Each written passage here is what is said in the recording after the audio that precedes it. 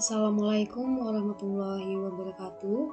Mohon izin memperkenalkan diri. Saya Melinda Sherly Puspita, peserta Latsar CPNS BPSDMD Provinsi Kalimantan Selatan tahun 2023 dengan nomor NDH 16 dari angkatan 1 dan golongan 2. Di sini saya akan membahas analisis isu efektivitas kinerja individu berdasarkan tupoksi yang ada di kantor kerja saya, yaitu Dinas Perhubungan Kota Banjarbaru.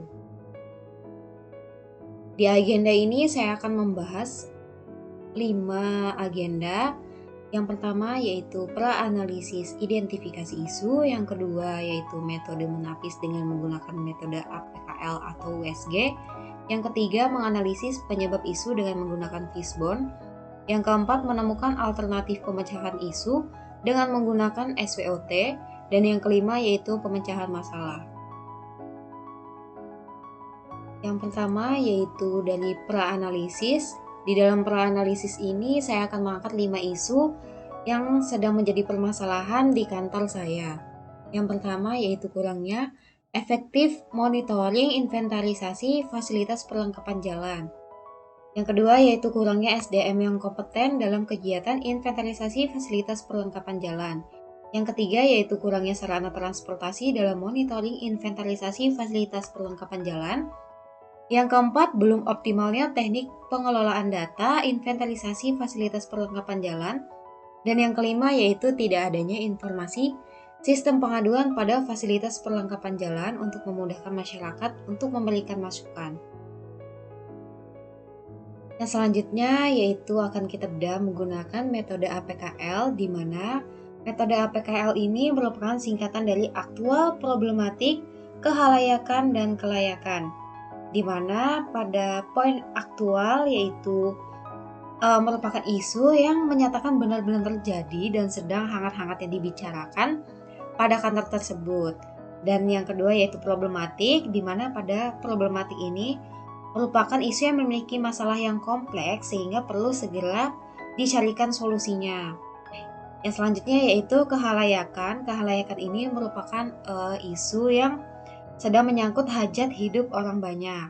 Dan sedangkan L yaitu kelayakan merupakan isu yang masuk akal dan realistis serta relevan untuk dimunculkan inisiatif pemecahan masalahnya.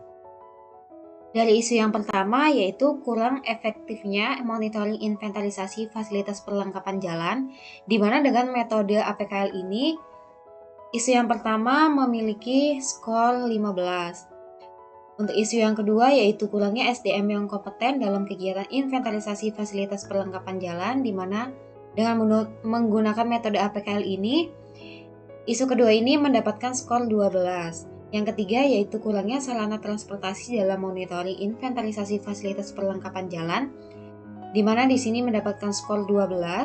Dan yang keempat, belum optimalnya teknik pengelolaan data inventarisasi fasilitas perlengkapan jalan, di mana dengan menggunakan metode ini mendapatkan skor 19.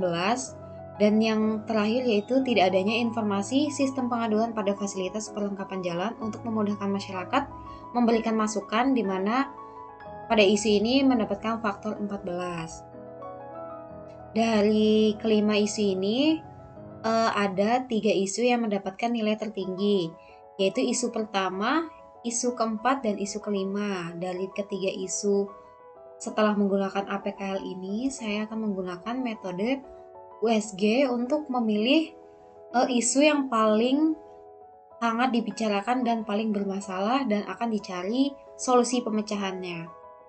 Di mana metode USG ini juga merupakan singkatan dari urgensi, seriousness, dan ground.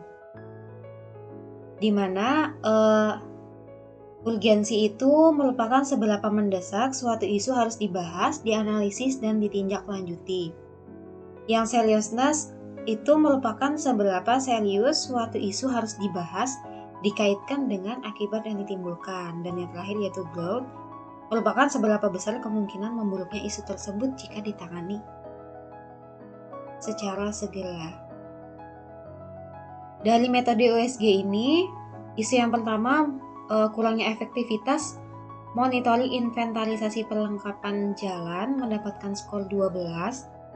Yang kedua, belum optimalnya teknik pengelolaan data inventarisasi perlengkapan jalan dengan mendapatkan skor 14. Yang ketiga, yaitu tidak adanya informasi sistem pengaduan pada fasilitas perlengkapan jalan untuk memudahkan masyarakat memberikan masukan mendapatkan nilai skor 10. Dari menggunakan metode USG ini dapat kita lihat di mana skor paling tinggi yaitu 14 itu ada di isu nomor 2 yang merupakan belum optimalnya teknik pengelolaan data inventarisasi fasilitas perlengkapan jalan. Di mana dari isu tersebut akan dicari pemecahan masalahnya dengan metode yang selanjutnya yaitu metode Fishbone. Di mana dari metode Fishbone ini ada beberapa faktor nih yang mempengaruhi. Yang pertama yaitu dari budaya, di mana kebiasaan dari orang yang survei di lapangan itu tidak segera melaporkan data yang didapat kepada pengelola data. Nah, itu menyebabkan sering terjadinya terlambat dalam pengelolaan data. Yang kedua yaitu faktor dari manusianya itu sendiri yang kurang paham dengan pentingnya pengelolaan data inventarisasi fasilitas perlengkapan jalan tersebut. Yang selanjutnya yaitu faktor material, ini berisi tentang informasi terkait teknik pengelolaan data inventarisasi fasilitas perlengkapan jalan itu masih belum ada. Dan yang terakhir yaitu dari tingkat urgensinya, merupakan kurang validnya data inventarisasi fasilitas perlengkapan jalan tersebut yang ada saat ini. Jadi jika diminta data secepatnya itu, data yang ada masih berantakan, belum tersusun dengan baik dikarenakan pengelolaan datanya masih belum optimal. Setelah dengan menggunakan metode Fishbone, yang selanjutnya yaitu pemecahan masalahnya dengan metode SWOT. Strengths, Weakness, Opportunities, and Threats.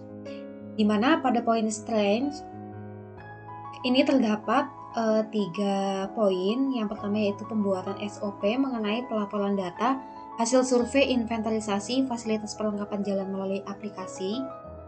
Yang selanjutnya membuat laporan monitoring pengawasan fasilitas perlengkapan jalan, dan yang selanjutnya yaitu meningkatkan pemahaman mengenai pentingnya data inventarisasi fasilitas perlengkapan jalan tersebut.